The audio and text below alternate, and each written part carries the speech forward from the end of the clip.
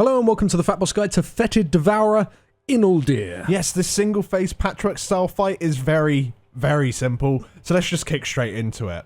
Now to start off, tanks, you need to make sure that you're stood on top of each other at all times. The reason for this is that the boss will cast his terrible thrash ability after 4 standard melee attacks.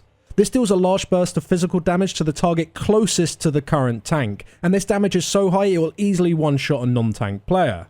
The off-tank just needs to make sure they have some form of active mitigation up every single time the ability comes in. We recommend that you mark both tanks in your raid, just so it's very easy to see where they're stood at all times.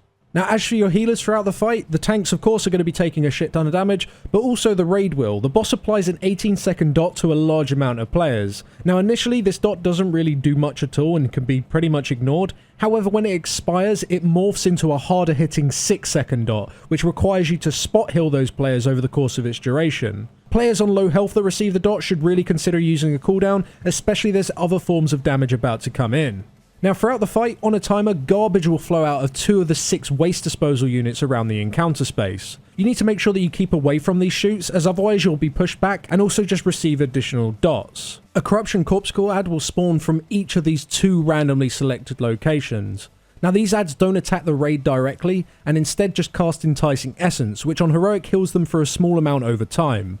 At the end of this cast, the boss will run over towards them and eat them, healing a large amount of health and also gaining some energy. Really, your raid should aim to kill both of these ads before their casts go through, and to help achieve this you can tank the boss next to the ads to allow DPS to cleave between them. However, currently the Corruption Corpse Core ads maybe have too much health. We're not sure if this is intended or not, but it's very difficult in heroic mode right now to kill both of them at the exact same time. If this is also the case for you, we'd recommend that you just focus on killing one of them and completely ignore the other. You can use this excess time just to slam damage on the boss, which pretty much just mitigates the amount of healing that he's going to receive by eating the ad anyway.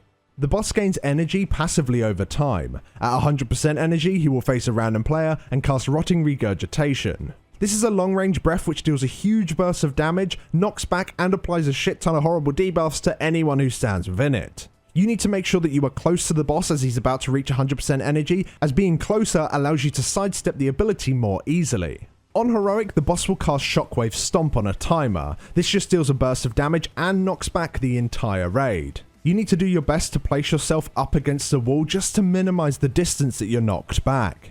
The tanks should attempt to stand close to one another throughout this entire process, because if the main tank returns to the boss too quickly without the other tank nearby, a random nearby melee DPS might get one shot by the terrible thrash. Now when the boss reaches 50% health, he will go into a frenzy, increasing his damage done by 25%, whilst increasing the damage he takes by 50%.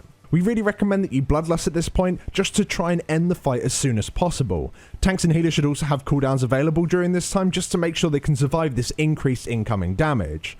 But as long as you have enough damage and healing, the boss should really fall over in very few pulls.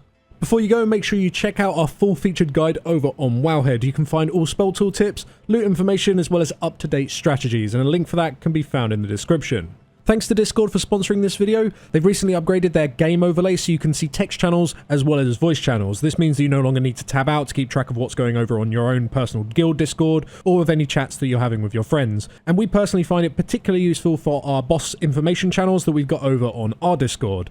Enabling the overlay is really easy. Just go into your user settings, make sure it's enabled for whatever game you're playing, go into the overlay settings, enable it, set a keybind, and you're done. And a really cool feature coming to the overlay very soon is the ability to actually pin text channels over the game you're playing, so you never miss any news from the Wowhead feed, or from your guild Discord, or from whatever Discord you follow.